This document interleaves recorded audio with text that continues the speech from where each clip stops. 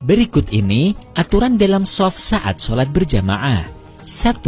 Apabila jamaah terdiri dari imam dan satu makmum, maka makmum berdiri di samping kanan imam dengan sedikit mundur dari barisan imam. Hal ini berdasarkan hadis yang diriwayatkan oleh Ibnu Abbas radhiyallahu anhu. Bittu 'inda khalati Maimunah, faqama Rasulullah sallallahu alaihi wasallam yusalli faqumtu an yasarihi faj'alani an yaminihi. Artinya, saya menginap di rumah bibiku Maimunah. Rasulullah sallallahu alaihi wasallam berdiri untuk melaksanakan sholat. Lalu aku berdiri di samping kirinya. Kemudian beliau memindahkanku ke samping kanan beliau. Muttafaq alaih. Apabila makmum memulai sholat dengan posisi berdiri di sebelah kiri imam, maka ia berinisiatif untuk berpindah ke samping kanan imam.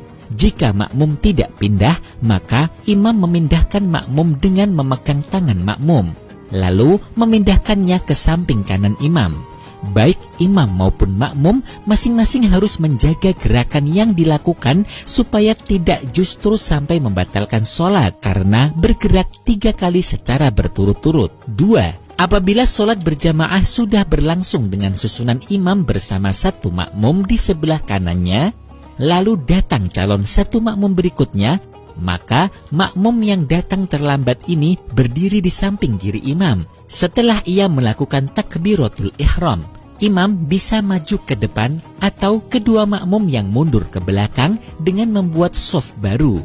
Dalam hadis yang diriwayatkan oleh Jabir yang menceritakan, Qumtu an yasari Rasulillah sallallahu alaihi wasallam fa akhadha bi yadi fa adarani hatta aqamani an yaminihi wa jaa Jabbar bin Sakhrin hatta qama an yasari Rasulillah sallallahu alaihi wasallam fa akhadha bi aydina jami'an fadafa'na hatta aqamana khalfah. Rawahu Muslim. Artinya, saya berdiri di sebelah kiri Rasulullah sallallahu alaihi wasallam. Maka Nabi memegang tangan saya, kemudian memutar saya sehingga berdiri di sebelah kanan Nabi. Dan datang Jabbar ibnu Sakhr sehingga berdiri di samping kiri Rasulullah sallallahu alaihi wasallam. Kemudian Nabi memegang kedua tangan kami secara bersama, kemudian mendorong kami sehingga kami berdiri di belakang Nabi. Hadis riwayat Muslim. Perlu diperhatikan, mundurnya kedua makmum ini dilaksanakan setelah makmum yang kedua melaksanakan takbiratul ihram. Apabila terdapat calon makmum yang akan bergabung mengikuti jamaah namun belum bertakbiratul ihram, makmum yang pertama masih pada posisi semula, yaitu berada di sebelah kanan imam. Sahabat muslim, pilihan antara imam yang maju atau makmum yang mundur pada sholat jamaah seperti ini perlu melihat lokasi yang paling memungkinkan. Apabila di depan imam ruangannya longgar, sedangkan di belakang makmum tidak cukup ruang, maka imam yang maju ke depan. Jika di depan imam lokasinya sempit, sedangkan di belakang makmum longgar, maka makmum yang mundur.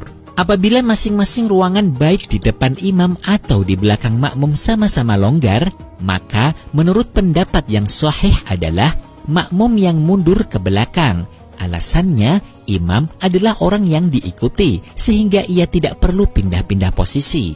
3. Apabila terdapat jamaah dengan satu makmum, namun yang datang kemudian adalah 2 orang laki-laki dewasa secara bersama-sama, maka kedua calon makmum ini langsung membuat shaf di belakang imam, sedangkan makmum yang pertama tadi mundur, bergabung pada shaf di belakang imam.